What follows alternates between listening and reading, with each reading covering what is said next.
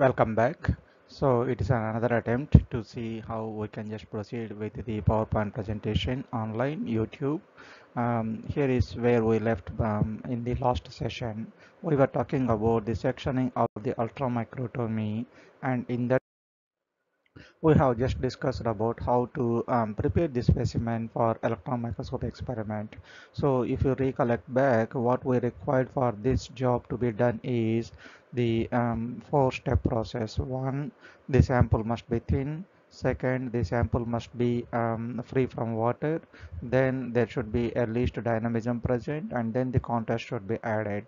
So here are like a brief outline of all these processes. And of course, the first step, which is talking about the thickness of the specimen, that is, the specimen has to be as thin as possible, will be done as a part of this ultramicrotomy. Now we will discuss about, just recap about all the other techniques that we discussed. So here is what we did. So we took a specimen, let it be from the animal samples or the plant or animal samples. So here is like what we are talking about, a sectioning. Here is what we are talking about, the virus. And in both the cases, it has to be embedded in ice and it has to be depleted of water. So here are the steps. What we did is we just use the biochemical approaches, biochemical and biophysical approaches to make a specimen suspended in the agar, and then we just make a thin section using a razor blade. This is one step where you start with the either the bacteria, viruses, the protein, nucleic acid, or whatever you say. On the other hand, if you want to just look at the cellular components, taking a thin section from the plant or animal specimen, this is what we follow. So we take either the plant specimen or the animal specimen, and using a razor blade we take a thin section of the specimen at our choice of the organism of our choice, and then we go for the aldehyde. So here what it does is the fixative agent. So if you recap, even though it is listed as aldehyde, what we used is a glutaraldehyde. Glutaraldehyde acts as a fixative agent. What it does is basically it just cross-links the two proteins present in the specimen. So if you just look at it, this glutaraldehyde is present in both the bacterial preparation and as well as the plant or animal preparation.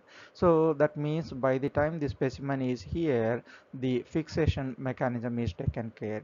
Now, in addition to that, if you recap, in addition to this glutaraldehyde, we also did the fixation with the osmium tetroxide.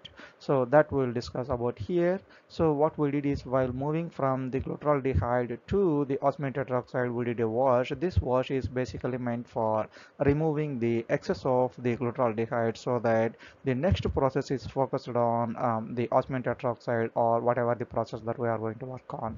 So once the sample has been undergone through the washing stage, so that means the sample is free from the free or unreacted glutaraldehyde, and now that specimen which is which has the reduced degrees of freedom from the glutaraldehyde processing is treated with the osmium tetroxide.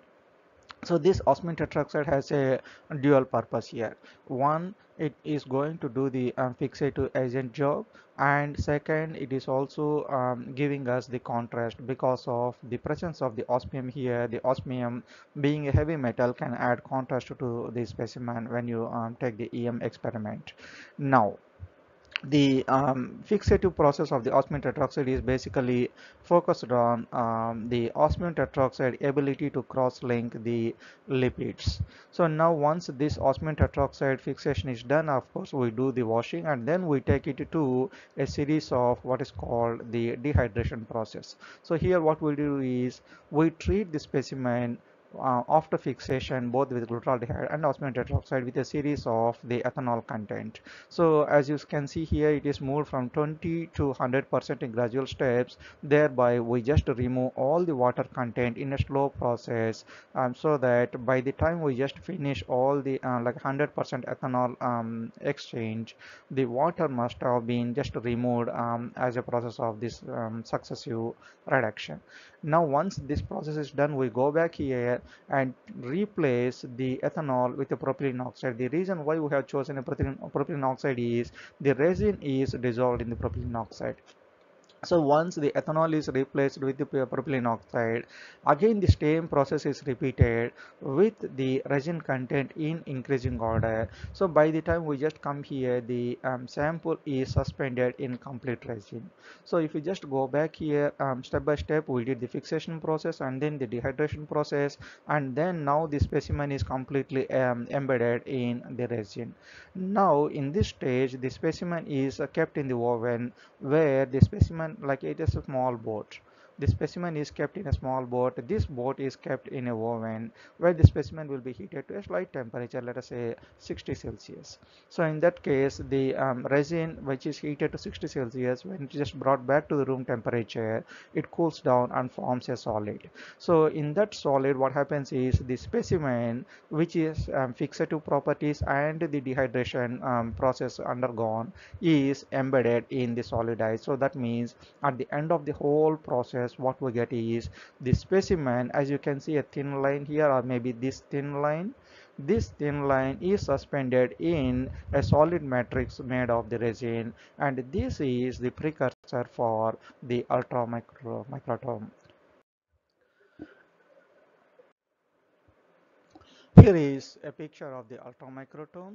So as you can see, there is a specimen suspended in a moving arm. This arm has the ability to go up and down, and we have the knife here, which is at the edge of on the left hand side of this crest, and there is a small knife usually made of either a diamond or a glass. So we call this about like either diamond knife or glass knife, and we will be talking about this in detail in the coming slides.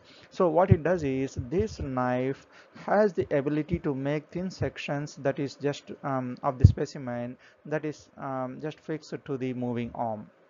Now, as this moving arm just goes up and down in a lateral movement, this knife will make sections of it. The sections thus made will start floating into the water that is made available in the crust here. So that's the whole arrangement.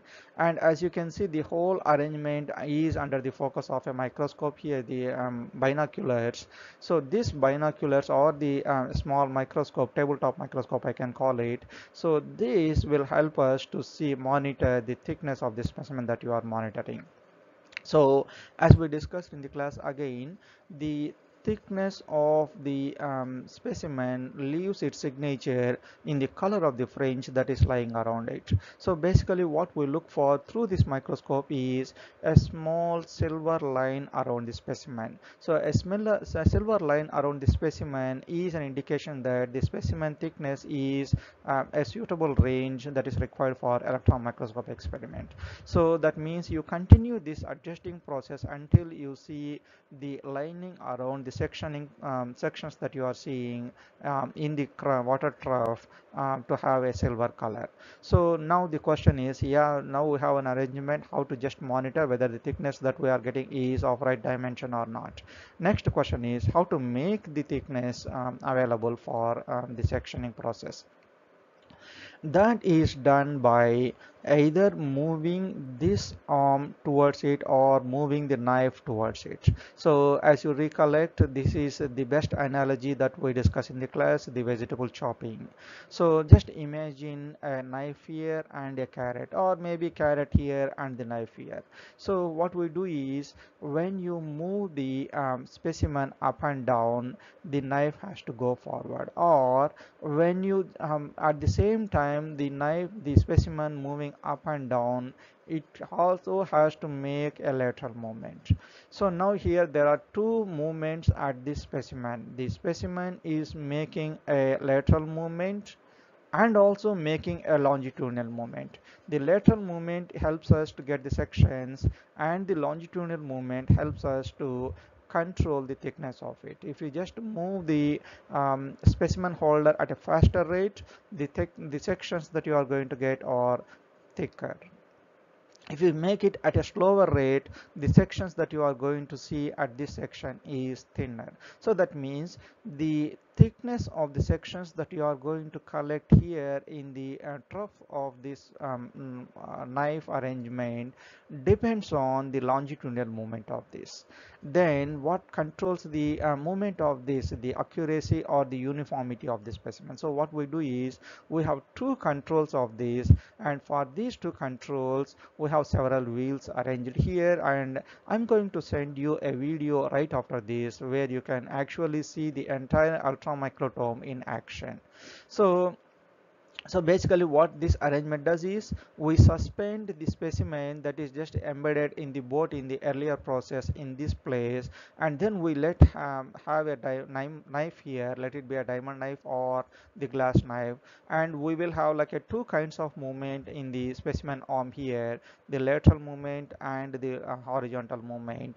And now the thickness of the specimen is monitored through the specimen here, the microscope here, the binoculars, and we just monitor the movement of the specimen holder until we see the thickness of required dimension here. So this is the whole setup of the arrangement. There are like several controls that we can make use of this ultramicrotome, and all these controls I can just forward you an YouTube email where you can see all these things in action.